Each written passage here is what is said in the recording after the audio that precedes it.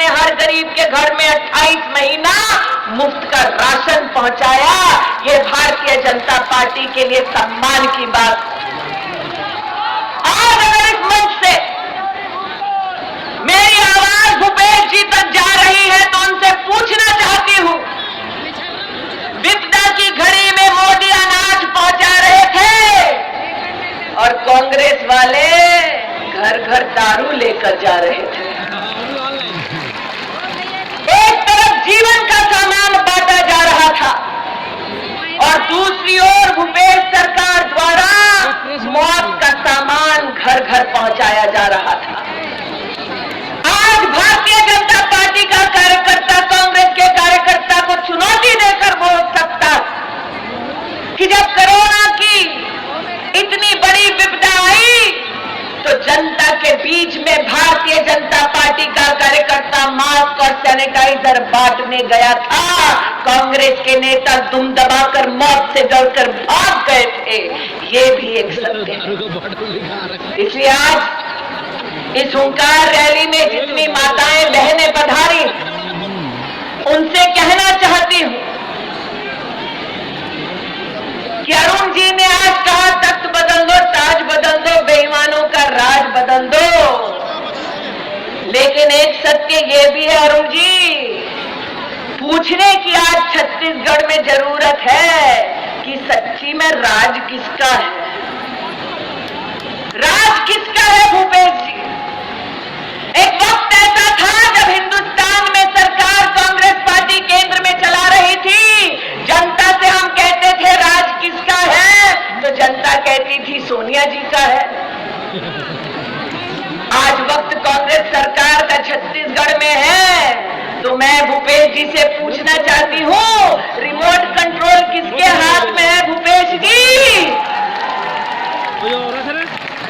सोनिया जी के हाथ में है, सोनिया जी के हाथ में है।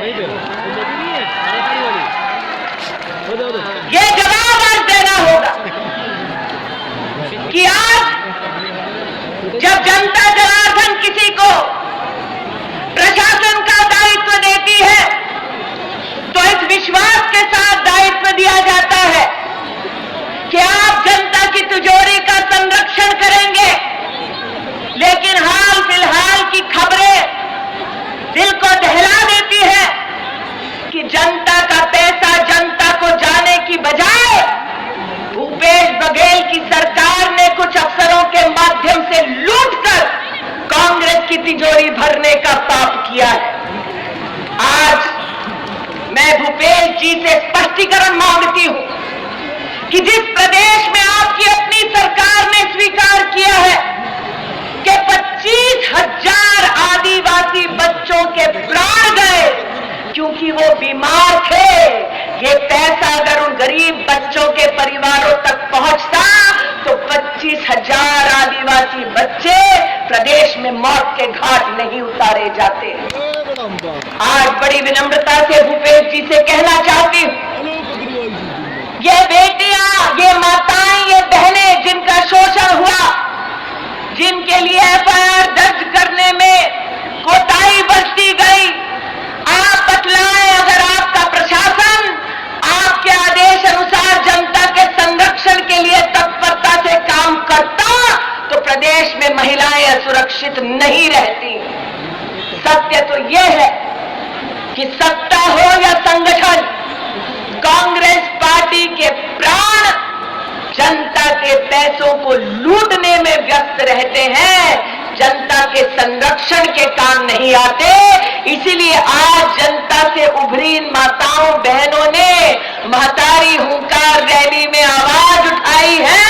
सच कहा प्रदेश अध्यक्ष ने, तख्त बदल दो, ताज बदल दो, इन बेईमानों का राज बदल दो। और कैसी बेईमानी? रमन सिंह जी ने सच कहा, भारतीय जनता पार्टी का नेतृत्व विपदा की घड़ी में अनाज पहुंचाता है, 1 रुपए के चावल की बात करता है और कांग्रेस का नेतृत्व 16 लाख घरों को जनता तक पहुंचने नहीं देता। मैं कांग्रेस के नेतृत्व से भूपेश जी से आज पूछना चाहती हूं, छत्तीसगढ़ की गरीब जनता ने ऐसा क्या पाप किया था कि 16 लाख घरों से आपने उनको वंचित रखा, मुंह से निवाला छीन लिया, बच्चों के प्राण हर लिए, सर से छत छीन ली। इसीलिए दोबारा कहती हूं, अरुण जी ने सही कहा, तख्त बदल दो, ताज बदल दो इन बेईमानों का।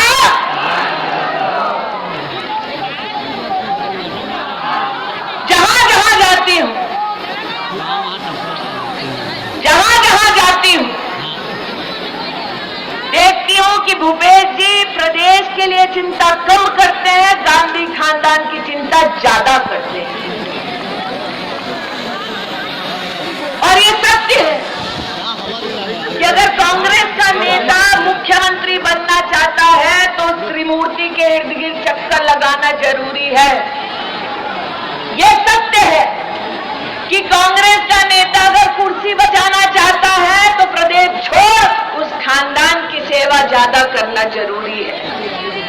इसलिए आज मैं भूपेश जी से कहना चाहती हूं कि आपका नेतृत्व जब देश और धर्म के खिलाफ बात करता है तब भी सत्ता की लालसा में आप मौन धारण कर कर क्यों बैठते हैं? आज इस मंच से कुछ लोगों ने मेरा अभिनंदन करते हुए कांग्रेस के पूर्व राष्ट्रीय अध्यक्ष का उल्लेख किया।